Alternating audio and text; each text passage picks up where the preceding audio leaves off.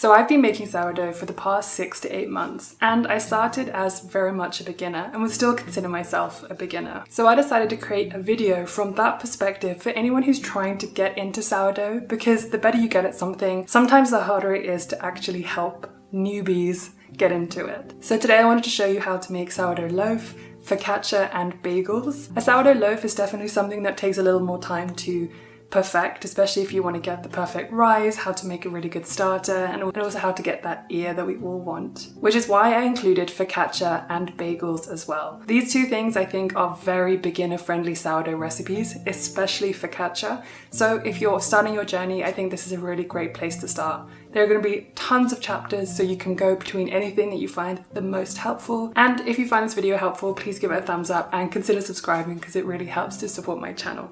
Okay, let's get into it. So the first thing I'll do in the morning is feed my starter. All this means is that you're going to add some all-purpose or plain flour to your starter to basically give it something to eat so that it can become very active. You'll need to add in a bit of warm water. I use warm because it just helps the activity go a little bit faster. And then I mix it really thoroughly. You don't have to be gentle. Put a lid on it and leave it for about 2 to 4 hours depending on how warm your home is for it to double in size. If you need a recipe for how to get started with your starter, then I will leave one in the description below. Next, you're going to be making your autolyse, which essentially means mixing your flour and water and allowing it to sit for about 20 to 60 minutes to form those gluten bonds that really help to make the whole process a lot easier. I like to use a mixture of white flour and wholemeal flour, and I always put a wet cover on so that the dough doesn't dry out. Okay, so once your starter has doubled in size, looks like this, and there's lots of bubbles on the side, and at the top it's domed, then it's still going up, that's when it's ready to use and put into your autolyse. The autolyse literally is just mixing your flour and water together and leaving it for about an hour, and it really helps it to form gluten, which is what makes it nice and stretchy, and then we can do the stretch and folds much more easily. So the starter has doubled in size, we've got some nice bubbles on the side and it is domed on the top. So now we can add it to our autolyse. And I've tried out different methods of how to do this. I'll show you the way that I do it. There are obviously many different ways out there, and it's important that you find what works for you and what you find the most easy. So I'll show you what I do, and I can also just explain what I used to do before I found this method. So once your starter has doubled in size, we're going to add it to the autolyse. I watched a video by Claire Saffitz, and I found that she uses something called the crab claw method, which I personally have found very helpful. So I'll mix the starter in for about 2 to 3 minutes, and then I'll add the salt, and I will do mini stretch and folds just to kind of mix it really well into the dough, again for about 2 to 3 minutes. Once I finish mixing, I will kind of coil the bottom underneath itself just a little bit, and that honestly means just picking it up from the sides and allowing the bottoms to fold in upon themselves. Instead of this, some people do some slap and folds. And again, this is all just to try and help develop the structure of the bread to give it that oven spring and give it that rise that we all are looking for. So once you finish with your starter, either feed it and then put it in your fridge, and then it will be good for about a week, and then you can take it out and make your next loaf. Or if you want to make another loaf tomorrow or a different kind of loaf, you can just feed it and put it in a warm spot on your counter. I don't tend to feed it after I've made my loaf because I like to feed it at nighttime and then again in the morning, and I find that that is what helps it to become particularly active and makes the best dough for me. Everyone does it differently, but I'm just going to leave it on the side for now because we're going to make sourdough focaccia next. So we'll do that tomorrow, but for now I'm just going to mix this so that it's all mixed down, and then I will feed it again this evening to make focaccia tomorrow morning, but I'll feed it again in the morning. So after you've left your mixture for about an hour in a warm spot, you'll then start your stretch and folds. And I'm showing you here nice and slowly exactly what that means. You're going to be doing about 4, so imagine even though it's round, that you have kind of 4 corners. You'll stretch the dough as high as you can without ripping it and just folding it over itself. You'll do 4 of those, put it to the side, and then every hour for about 6 hours, you will do the same process. Some people like to do it every 30 minutes, so if you want to do it every 30 minutes, you can just do a total of 6. Or if you want to do it over 6 hours like I do, then you can do that too. After the last stretch and fold, I leave it for 1 more hour, and then I begin shaping it. I will lightly flour a surface and then turn it out. I like to stretch it out just a little bit so I can fold over the left side, then the right side, and then I roll it up like a burrito. Because I use a round bowl or banneton for it to proof overnight in, I like to shape it in a round ball, and I just use the tension on the surface of the counter to help with this. I allow it to rest for about 20 minutes. As you can see, it's kind of lost its shape or it's deflated, and then we'll do our final shaping.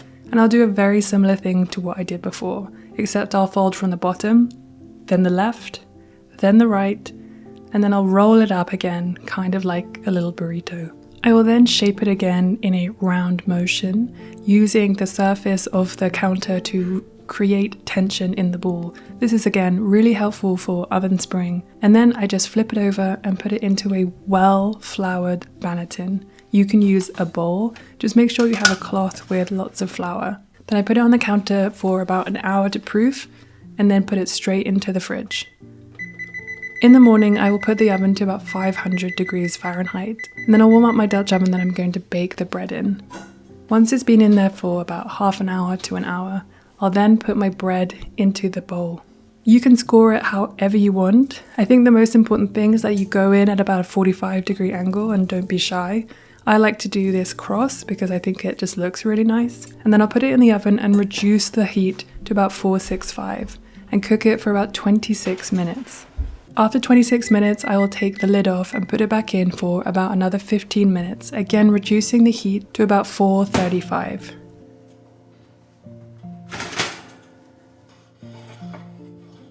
I want you to remember that the journey to creating sourdough bread isn't linear. One loaf may be perfect and the next a little flat. You may get a beautiful oven spring on one, but the next no ear. For most of us, the important thing isn't that our loaves are perfect, but that they taste great. Maybe the process is a way for us to wind down and get away from our phones for a little while. Maybe it's a way to feed our friends and family on a smaller budget. Whatever it is, don't be discouraged. My loaves certainly aren't perfect every time, but they still taste great and they save us money every single week. Moving on to the sourdough focaccia recipe. This is really straightforward and a lot less work, so I hope you enjoy this recipe. As always, we start the morning by feeding the sourdough starter. Again, this means just giving it some plain flour or all-purpose flour, some warm water, and giving it a good mix. Set it aside for a couple of hours until it's ready to use. When it's ready to use, we're going to be adding bread flour to a bowl with warm water and our starter. All the measurements will be in the description and I'll put them on the screen as well. Gently combine the starter with the dough to try and really thoroughly mix it in. Once you've done that, then you're going to add your salt, and if you're using any herbs, you can do that now. I recommend about 5 to 10 grams of any herbs that are dried that you're using. You're going to put it aside to rise for 30 minutes, and then we're only going to do one set of stretch and folds. Make sure to oil your hand or wet your hand, it will make it a lot easier.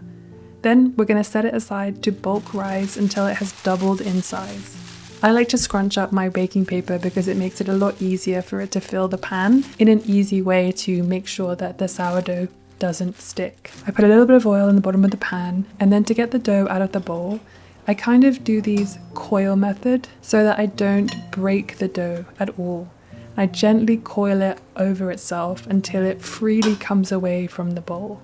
This isn't strictly necessary, but I'm working with a very high hydration dough, so I just like to be very gentle. And then I move it over to the pan that I've lined already, stretch it out just a little bit, and then I leave it to rise for a few hours until it fills the pan. When it's ready, we just preheat our oven to 425, add those dimples in, make sure to oil your hands so that the dough doesn't stick, add your salt, and then bake in the oven for around 30 minutes. I live at high elevation, so you might want to start at 25 minutes and then add 5 minutes as you go along just to check. Focaccia is really fun to experiment with, so I really highly recommend adding things like olives, sun-dried tomatoes, vegan cheese, or whatever you want to add. It's a really great platform to experiment with flavor. Okay, on to sourdough bagels. These are really easy. Once your sourdough starter is ready and you've got the domed top like this, you're going to add the water to a bowl, add your starter. If it floats, then it's definitely ready to use. Mix it in, add your salt, and then add your flour and turn it into a shaggy dough like this. Don't worry if it feels very dry and there's lots of flour left over. You're going to then knead it for about 10 to 15 minutes until it looks soft and elastic like this. I'd put a tiny bit of oil in a bowl, add my dough, and then cover it. We're going to let it proof for about an hour and then put it in the fridge overnight. The next morning, we're going to split it into 6 to 8 bagels. These are quite small, so if you want bigger bagels, then I would go for about 4. You fold them in on themselves, and then you use the counter again, like with the sourdough bread, to create tension to really seal the bottom and turn them into little round balls. This process takes just a little bit of time, but it's obviously necessary and very worth it. Then with a damp towel, you're going to let them rest for about 10 minutes. In the meantime, boil a pot of water. Now is the time you're going to put the holes in the middle.